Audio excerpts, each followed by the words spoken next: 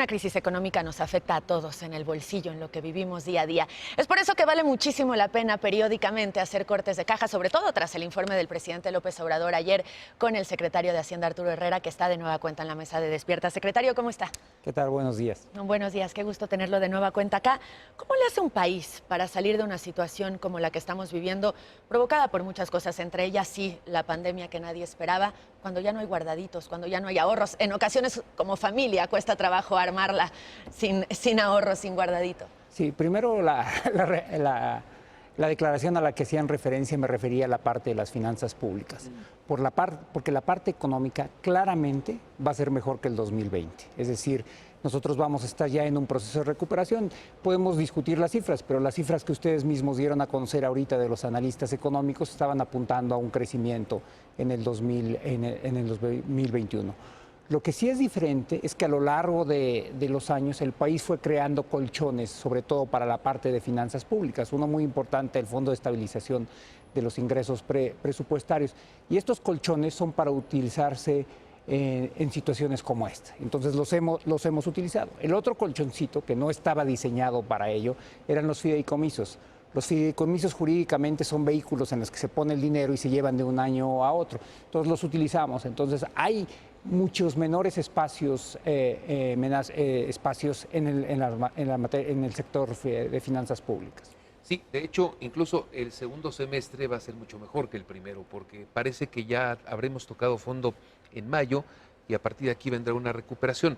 Y ahí surge una discusión, una recuperación en forma de V, como dice el presidente, una V invertida, en fin, nos hemos metido en estos temas más técnicos y se han popularizado, ¿no? Sí, sí, hay una especie de alfabeto, yo creo que ahí en la discusión. Yo creo que al inicio la discusión era si había una recuperación inmediata, que era esta V, si había como una especie de valle, que era la U, si había como una L, etcétera. Yo siempre he dicho que es una especie de V asimétrica, porque el cierre fue muy abrupto, ¿no? Y fue correcto que fuera así, porque había que responder a la pandemia. Pero la reapertura, aun cuando va muy bien, y les doy algunas cifras, ha habido, por ejemplo, nada más en agosto 94,000 empleos recuperados. En la industria de la construcción hay 194,000 empleos recuperados. En el de manufacturas hay 94,000 empleos recuperados. Siempre va a ser más lento que el cierre, porque la reapertura se está dando en condiciones COVID. Es decir, si uno va al cine y abrieron los cines hace 2 o 3 semanas, pues hay espacio, hay asientos que no se pueden ocupar, aun cuando haya gente que quisiera entrar al cine. Lo mismo pasa en los restaurantes, etcétera. Entonces sí está habiendo una apertura, un crecimiento rápido, pero a un ritmo más lento de lo que fue el cierre. Ahora, se necesita dinero para la recuperación económica, se necesitará eventualmente para volver a hacer esos colchoncitos que nos hemos acabado por la emergencia. ¿Y de dónde va a salir ese dinero? Bueno, yo creo que hay que dividirlo en dos fases. Y esto es un fenómeno que yo diría yo creo que hace algunos 10 años quedó claramente y profundamente discutido a nivel global. Porque esto, desafortunadamente, es la segunda crisis global que cumplimos en 11 años. La del 2009 y normalmente antes las crisis verdaderamente globales tardaban décadas en aparecer. Esta es la segunda que vivimos. Y uno de los grandes acuerdos, yo diría, en los economistas, sobre todo en los que hacen política económica y los académicos, es que hay que irse preparando en el futuro de dónde van a salir los recursos, pero este no es el momento. No es el momento de cambiar, por ejemplo, la estructura tributaria. Hoy que las empresas tienen poco dinero, las familias tienen poco dinero, no es el momento de pensar, pero hay que irlo pensando y esa ha sido parte de las tareas que estamos nosotros haciendo. Lo que hay que hacer ahora es tener muy claro cuál va a ser el presupuesto que nosotros vamos a tener. Los ingresos y los ingresos tributarios, sobre todo, son proporcionales al nivel de la actividad económica. Una vez que hay este rebote, el PIB del país va a estar más o menos como lo que teníamos en el de 2017, 2018. Y por lo tanto los ingresos van a ser similares a los que teníamos hace un par de años. Entonces, esto no está lejos de ser ideal, pero son circunstancias con las que se puede vivir. Usted, secretario, hizo hace algunos días una declaración que le gustó a casi todos, menos a una persona. Usar el cubrebocas es un buen elemento para poder relanzar la economía. ¿Qué tan difícil es convencer a su jefe de las medidas que tiene que tomar la Secretaría de Hacienda? No, ellos son de las medidas del cubrebocas o de las otras. De todas. No, mira, yo empecé a trabajar con el presidente en el año 2000, cuando me incorporé a su equipo, y hay algo que aprendí muy pronto. Él es una gente que escucha razones, nomás que hay que decírselas muy rápido, porque toma decisiones y se mueve a velocidades muy rápidas. Entonces, lo que hay que hacer es mantener el nivel de conversación permanente y constante con él. La gente se pregunta, ya lo decía, no es el momento de pensar en ello, pero sí de irlo como armando para el futuro. Y la gente lo único que se pregunta es, ¿voy a pagar más impuestos? ¿Voy a pagar más impuestos al refresco? ¿Voy a pagar más impuestos a los productos azucarados? ¿Voy a pagar más impuestos a los cigarros? ¿Me va a afectar más? ¿Voy a tener que desembolsar más dinero en este momento complicado para llevar mi vida normal o lo que es hasta hoy mi vida normal? No, no en este momento, ¿no? Claramente, y nosotros como se imaginarán tenemos que presentar el paquete el 8 de septiembre, es el próximo martes, prácticamente está acabado, no lo estamos diseñando, así es que les puedo decir que no va a haber. Pero pusiste ejemplos muy específicos de impuestos.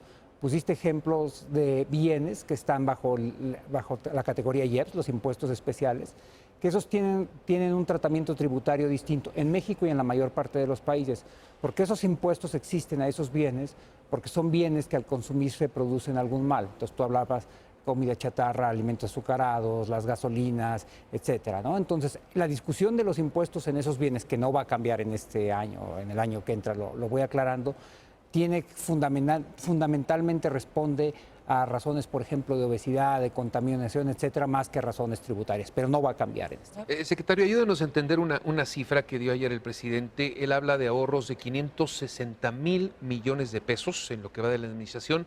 Ya revisando el documento que enviaron ayer, en el ejercicio del 2020 van como 81,000 millones entre ahorros y compras suspendidas y demás.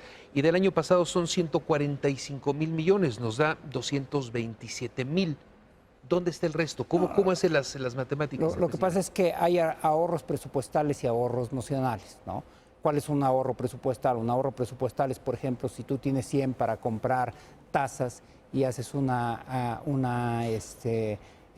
buena licitación o decides comprar menos y te cuestan 80, te ahorraste 20. Los ahorros nocionales son, por ejemplo, cuando algo, si hubieran sido iPads, antes se compraban en 150, ahora las compraste en 100, pero te agotaste toda tu partida presupuestal, te ahorraste 50 pesos por cada iPad, pero no te ahorraste en el presupuesto.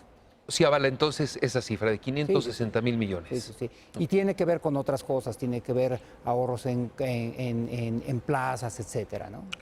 La desaparición como ahorro de las subsecretarías, escuchábamos a René Delgado, son subsecretarías muy importantes, la misma de ingresos, Sí. En la dependencia que usted dirige, la subsecretaría de Gobernación en Gobernación. Sí, y estaba escuchando a René Delgado y hay algo que aclarar y les agradezco la pregunta.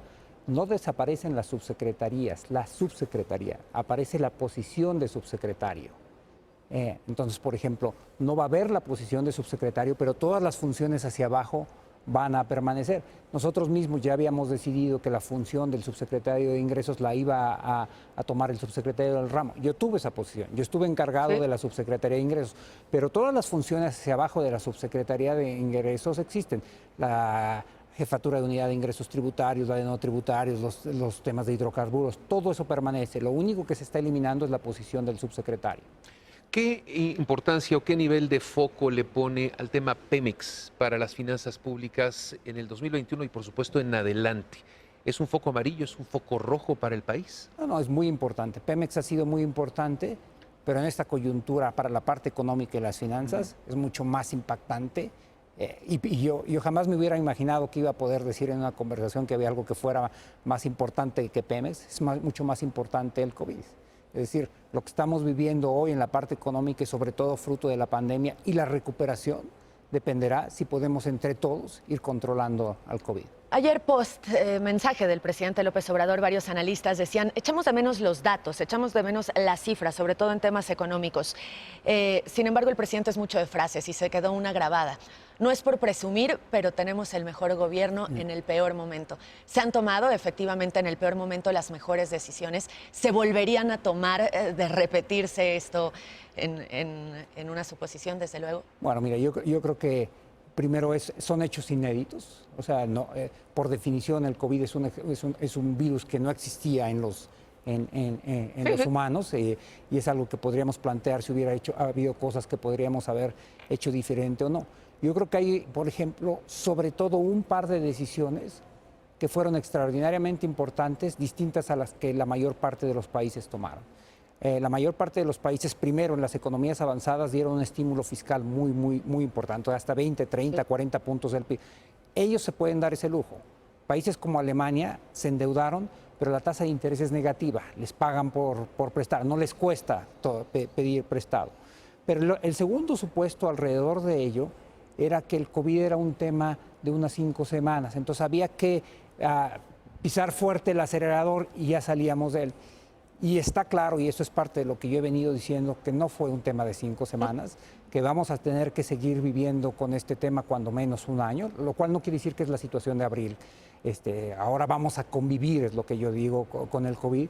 Y haberse gastado toda la gasolina en abril o mayo nos hubiera dejado sin espacio económico y sin espacio fiscal para el próximo año. Eso sí lo hizo México diferente de otros países. Yo tengo frecuentemente conversaciones con mis pares de América Latina y la semana pasada estaba hablando con 4 de ellos y uno de ellos nos decía, bueno, nosotros ya nos endeudamos, ya nos acabamos el espacio fiscal que tiene, esto no ha terminado y no tenemos ya mucho para dónde movernos. ¿Qué puede pasar con los mercados financieros, con las mismas finanzas públicas, si 2 de 3 o las firmas calificadoras deciden quitarle a México el grado de inversión en los próximos trimestres? Mira, eso es algo que nosotros vamos a tener que estar discutiendo con las propias calificadoras, porque aun cuando no coincidimos con ellas, entendemos la lógica que ellos están pasando.